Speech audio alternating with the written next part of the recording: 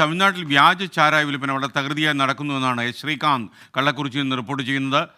ചെറിയ പ്ലാസ്റ്റിക് പാക്കറ്റുകൾ ഇപ്പോൾ വിൽപ്പന നടക്കുന്നു.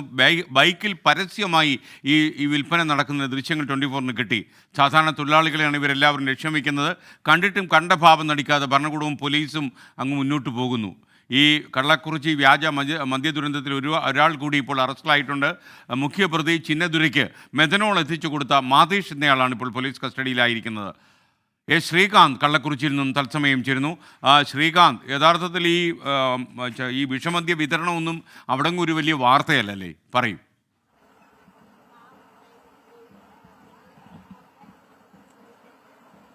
ഈ ദൃശ്യങ്ങളൊക്കെ കാണുമ്പോൾ നമ്മൾ തന്നെ ഞെട്ടിപ്പോവുകയാണ്. അതായത് ഒരാളിങ്ങനെ ഒരു ബൈക്കിൽ നിറയെ ഈ പ്ലാസ്റ്റിക്, ഞാൻ നേരത്തെ വാർത്ത റിപ്പോർട്ട് ചെയ്തപ്പോൾ കാണിച്ച പ്ലാസ്റ്റിക് കവറിൽ മദ്യം നിറച്ച് അത് വലിയൊരു വേസ്റ്റ് ബോർഡ് പെട്ടിയിൽ നിറച്ചു സൂക്ഷിക്കുന്നു, ബൈക്കിന്റെ ഫ്രണ്ടിൽ വെക്കുന്നു.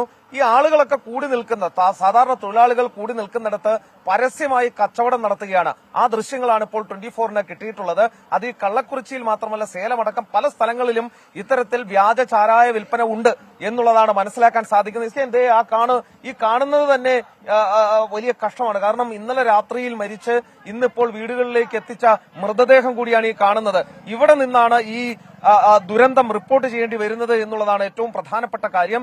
ഇതൊന്നും കണ്ടിട്ട് ഈ വ്യാജച്ചാരായ വിൽപ്പന ഇന്നലെ ഈ നാട്ടിലേക്ക് എത്തിയ നമുക്ക് അതിന്റെ ദൃശ്യങ്ങൾ കിട്ടിയെങ്കിൽ സ്വാഭാവികമായും ഇവിടുത്തെ പോലീസിന് ആ ദൃശ്യങ്ങൾ എന്നേ കിട്ടിയിട്ടുണ്ടാകണം എന്നുള്ളത് നമുക്ക് ഈ ഘട്ടത്തിൽ മനസ്സിലാക്കേണ്ടതുണ്ട്. എന്നിട്ടും പോലീസ് നടപടിയെടുത്തില്ല എന്ന് പറയുമ്പോൾ എന്ത് കൃത്യവിലോപമാണ് ഇവിടെ കാണിച്ചിട്ടുള്ളത് എന്ന് വ്യക്തമാണ്. നമ്മൾ ഇന്നലെയാണ് എത്തിയത്, എന്നിട്ട് നമുക്ക് ആ ദൃശ്യങ്ങൾ കിട്ടി, അത് നമുക്ക് പുറത്തുവിടാനും സാധിച്ചു. പ്രേക്ഷകർ കണ്ടുകൊണ്ടിരിക്കുന്നത് ഈ ബൈക്കിൽ ഇത്തരം മദ്യം വിതരണം ചെയ്തതിന്റെ ദൃശ്യങ്ങളാണ്.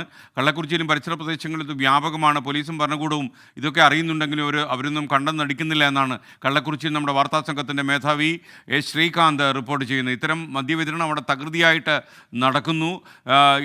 ഈ വിഷമദ്യ ദുരന്തത്തിൽ 50ഓളം ആളുകൾ മരിച്ചു എന്നൊക്കെ വാർത്ത വരുന്നുണ്ടെങ്കിലും ഈ മദ്യം വിതരണം ചെയ്യുന്ന ആളുകൾക്ക് ഇതൊക്കെ പുല്ലുവില എന്നാണ് മനസ്സിലാക്കുന്നത്. ശ്രീകാന്ത് തുടരുന്നു. പറയൂ ശ്രീകാന്ത്.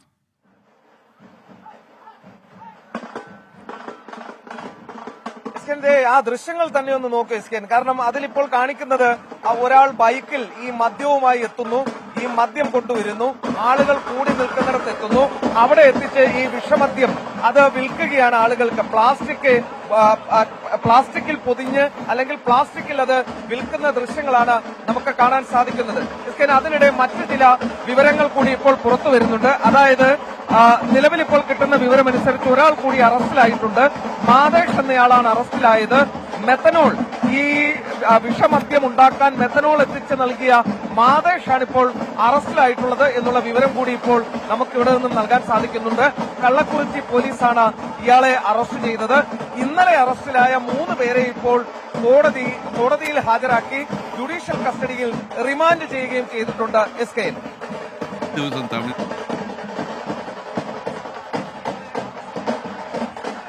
ശ്രീകാന്താണ് കള്ളക്കുറിച്ചിയിൽ നിന്ന് വിവരങ്ങൾ നൽകിയത്. നമ്മുടെ വാർത്താ സംഘം 2 വിഭാഗമായി തിരിഞ്ഞ് അവിടെ ക്യാമ്പ് ചെയ്യുകയാണ്. കൂടുതൽ വാർത്തകളും വിവരങ്ങളും തുടർന്ന മണിക്കൂറുകളിലും ലഭ്യമാകും.